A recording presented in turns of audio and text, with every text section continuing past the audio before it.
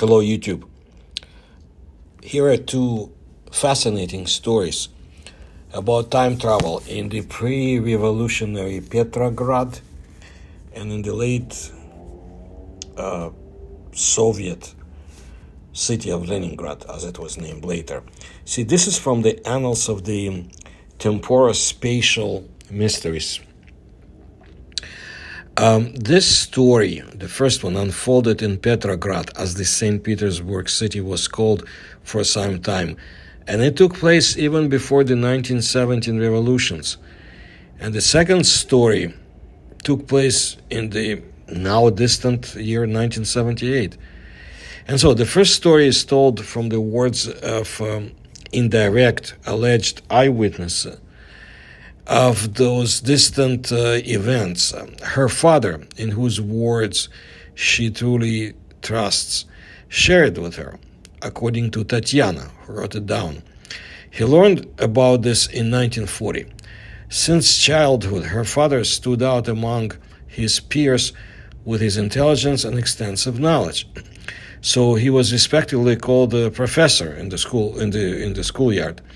He drew his knowledge from books and magazines, which he read with great interest. Well, one day in the library, while studying old editions of newspapers in Saint Petersburg before the revolution, and those that were still available, he came across an unusual article. It contained a public appeal by the doctor to the scientific community with a request to explain the event that happened to him. I'm reporting the main content of that article. A well-known doctor with a wide practice lived in Petrograd. He was respected by colleagues and patients.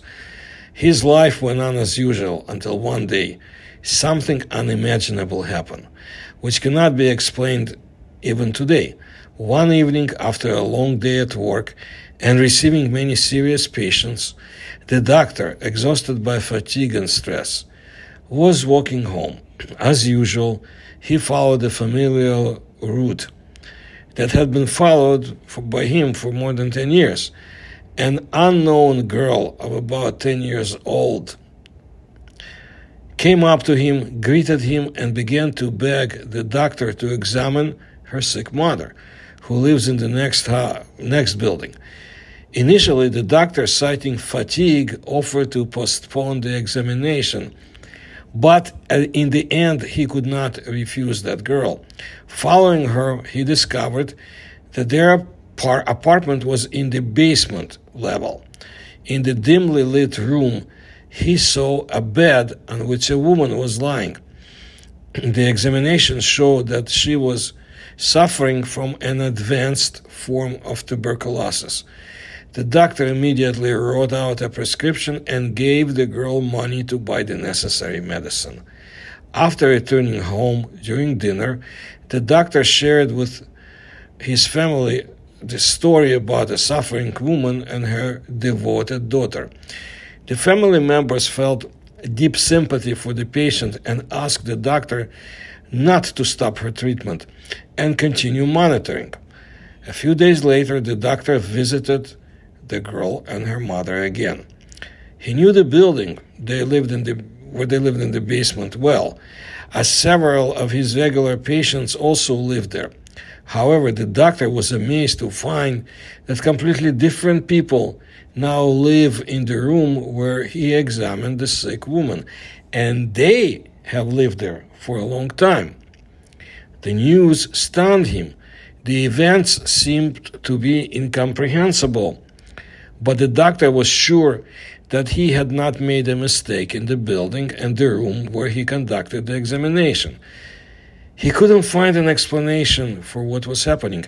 Then the doctor went up to friends in the same building and asked them about the girl and her mother, but no one had heard anything about them.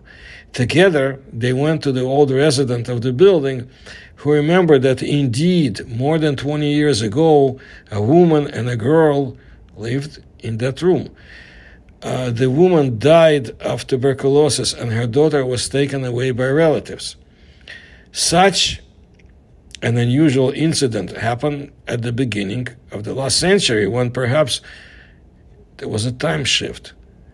Either the doctor was shifted to the past, or this mother and daughter were shifted to the future.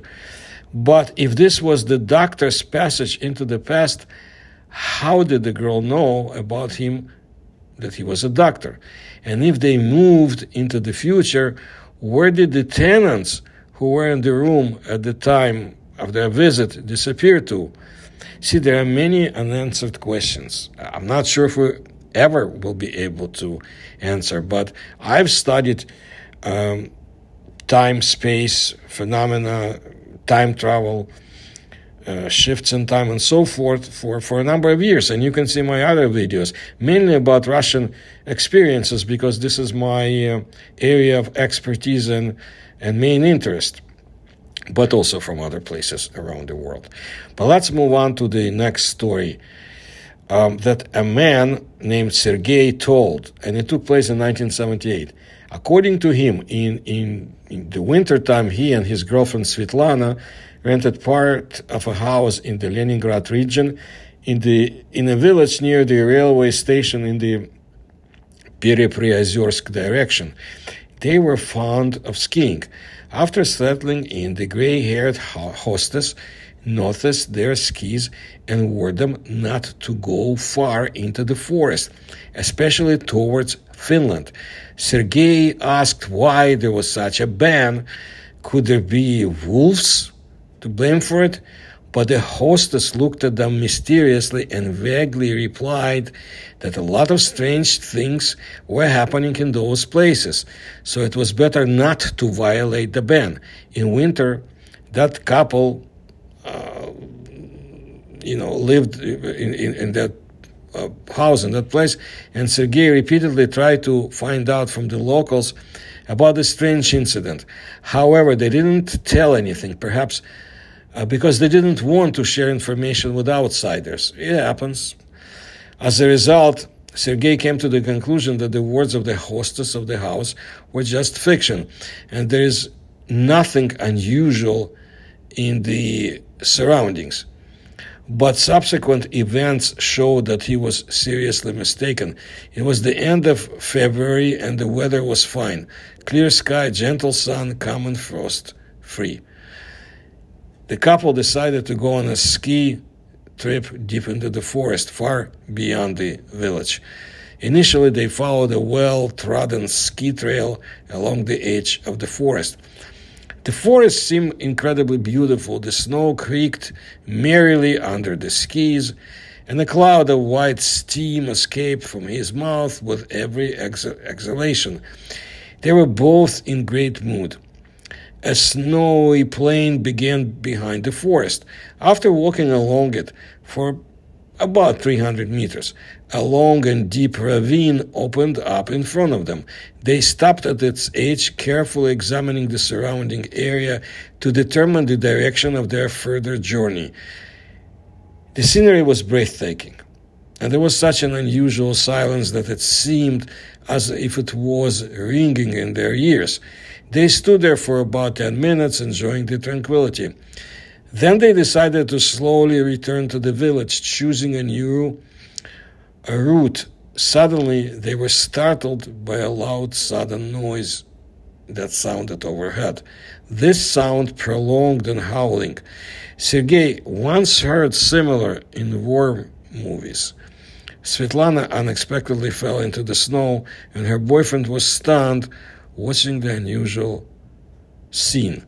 To their left, a military aircraft from World War II was descending at a short distance. It was so slow that the pilot's head in a black helmet was clearly visible in the cockpit. His pale, petrified face stood out against the blue sky.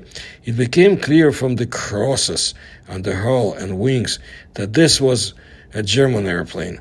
Under the cockpit, some images could be seen on the gray-blue fuselage, and bright, steaming drops of fire dripped from the wing and tail onto the snow.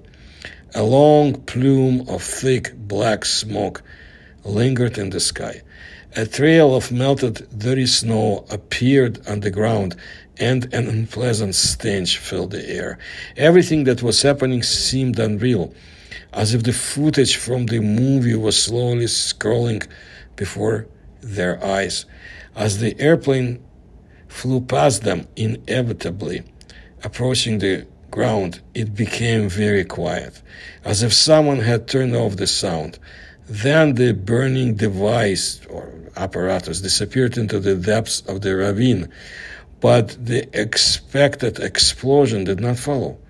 Sergei remained perplexed and seemed mesmerized, while Svetlana was shaking with fear. She couldn't figure out what was going on when she was lying in the snow and observed a streak of thick black smoke. Sergei bent down and helped his girlfriend to get up. When they got up, there was nothing to remind them of the strange events. The smoke disappeared, the unpleasant smell dissipated, and the snow on which the burning drops fell turned pure white again. Sergei persistently wanted to go down into the ravine and inspect the crash site where the airplane got to, but Svetlana categorically objected to this. The worried couple hurriedly headed back home. They informed the locals about the crash of the German airplane, but there was no reaction to their story. They only noticed that such things happen and are not surprising. After that, the two of them no longer skied far from the station, no further than 1 kilometer. Nevertheless, Sergei tried several times to return alone to the place of their unusual adventure, but he couldn't find it. He questioned the locals, but they assured him that there were no ravines nearby, and although the young people spent almost 20 minutes on the edge of the ravine, now it has disappeared, taking with it the mystery of what happened, which remained only in the memory of Sergei and Svetlana, as an echo of a long past war. They were trying to figure out what had happened. It was established that during the war, a field hospital was located at that station. Aerial battles regularly took place in the sky in that area. Probably the end of one of these dogfights or battles in the sky somehow penetrated into our time, and the young people, Sergei and Svetlana, were lucky enough to see it. This is a truly mystical event, but that's all we know about it. Of course, it's not the only event that I've seen in my research, and you can see my other videos about mysteries of time, and I'll bring more. And if you like my research, I ask that you please support me through the links you'll find in description to this video. Among other phenomena that I told you about, which could be called paranormal in general, I try to bring stories about time travel and temporal-spatial mysteries, and I'll continue to do so. Thank you for your interest in my channel. Please like my videos.